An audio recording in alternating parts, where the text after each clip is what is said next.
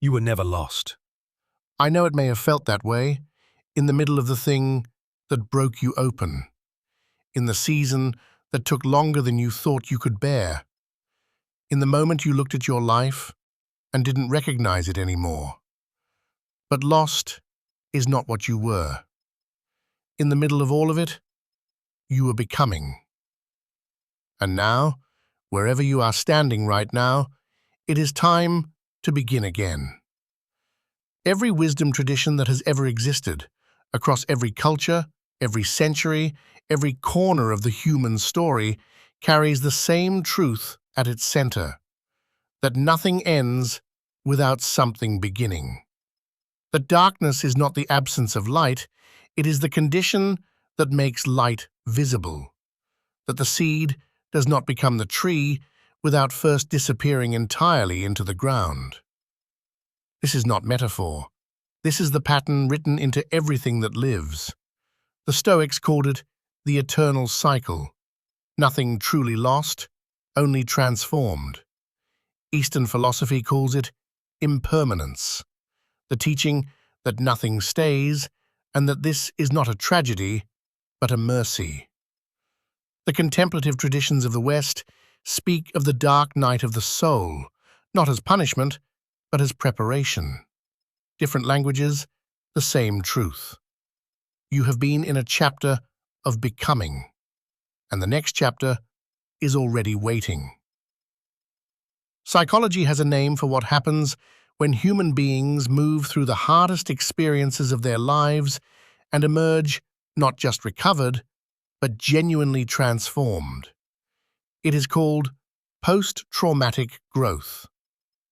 Researchers Tedeschi and Calhoun spent decades studying people who had been through loss, illness, collapse, the full weight of what life can bring.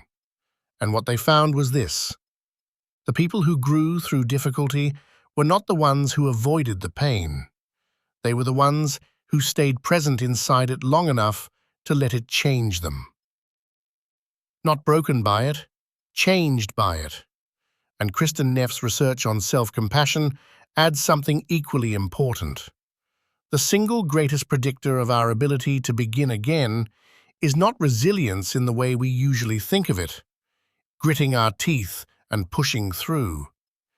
It is the capacity to treat ourselves with the same gentleness we would offer someone we love. To say, I went through something hard, I am still here, and that is enough to begin. Beginning again does not mean going back to the start. You cannot go back. The person you were before the hard chapter is not the person standing here now. And that is not a loss. That is the point. You begin again, carrying everything you have learned, everything you have survived, everything the difficult seasons have carved into you. You begin again, not from scratch, but from depth. And here is the spiritual truth underneath all of it. You did not arrive at this moment by accident. The path that brought you here, even the parts that felt like detours, even the chapters that felt like failures, was always leading somewhere. You don't have to see the whole road to take the next step. You don't have to feel ready to begin. Readiness, for most of us, only comes after we start, not before. The first step is always taken in uncertainty. That is not weakness. That is faith.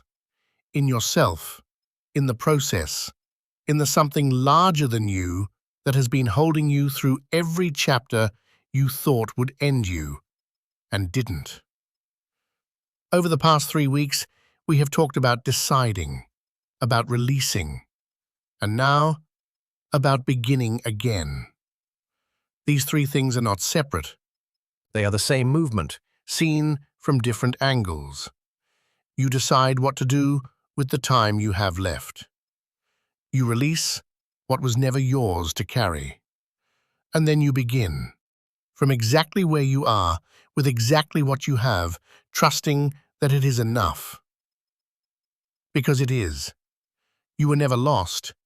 You were always on your way. And this moment, right now, is where the next part of your story begins. I hope that helped. Subscribe if this is the kind of conversation you want to keep having. I am here every week. See you next week.